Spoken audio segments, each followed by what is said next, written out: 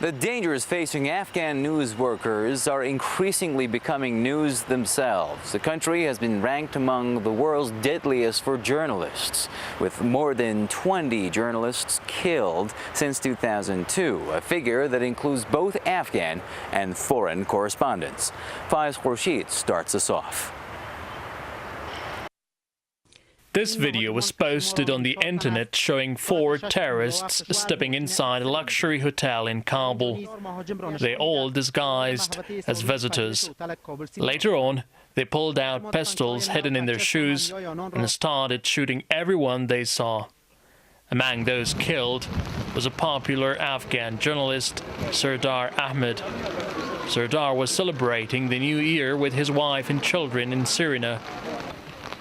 They were all brutally murdered, and their bodies mutilated beyond recognition. Ahmed was working with the French news agency AFP. Sardar was one of the young and talented Afghan journalists who had big dreams for himself, for this country, and for his family. I found him a very hard-working person. Ahmed was laid to rest next to his wife and 2 little kids. It was like a mass murder. Ahmed's parents live in Canada. He had been invited by his parents many times to leave Afghanistan and live with them abroad. But Ahmed loved his country. He stayed here covering all aspects of the situation. His death dealt a huge blow to journalism. My uncle, Sardar, told the terrorist in the hotel to kill him and not his children. We're so fed up with this situation. There's also this corrupt government that is doing nothing to protect the people. Sardar, however, is not the only victim. He is the latest of several other victims that went before him.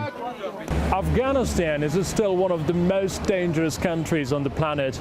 It's not only unsafe for its own citizens, but also for those who are here to reflect the facts on the ground to the world. Journalists and reporters remain soft targets. If you as a journalist do not keep your eyes open, you will soon be put on the blacklist. The blacklist is with the Taliban. This terrorist group is always on the lookout for journalists who write about how brutal they are and how much the local Afghans hate them. Once they identify the writer or reporter, they put them on their list to be either threatened to death by posting a nighttime letter on their door or to be assassinated. Najib knows how dangerous it is to work in the media here. He's a video journalist. His brother also had the same job, but was killed by the Taliban in Kabul. Najib did not quit though. He travels everywhere. He sometimes even embeds himself with Afghan forces and covers the fight from the front lines. He loves what he does. We consider the Taliban as a terrorist organization. This group is responsible for hundreds and thousands of civilian deaths in our country. And when we as journalists reflect their brutalities, we are also get targeted by the Taliban. I myself have lost my brother in a Taliban attack here in Kabul. The Afghan media is young. Almost no journalist could work here when the Taliban were in power. Even the use of the internet was banned at that time. But things have changed a lot since the overthrow of the insurgents. There are now hundreds of television and radio stations. Most of them are independent. The number of newspapers exceeds 500. Even female presenters can be seen on Afghan television. It's said to be a big achievement for Afghanistan.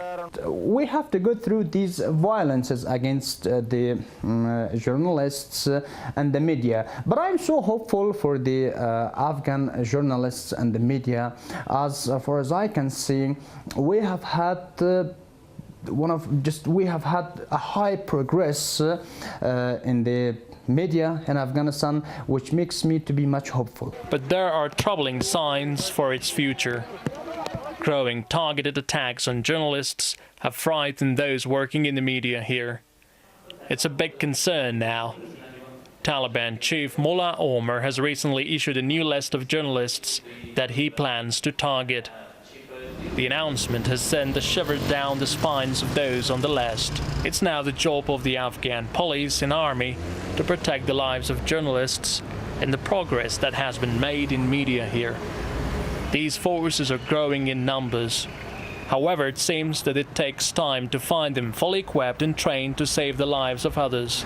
Till then, how many more journalists will be targeted? No one knows.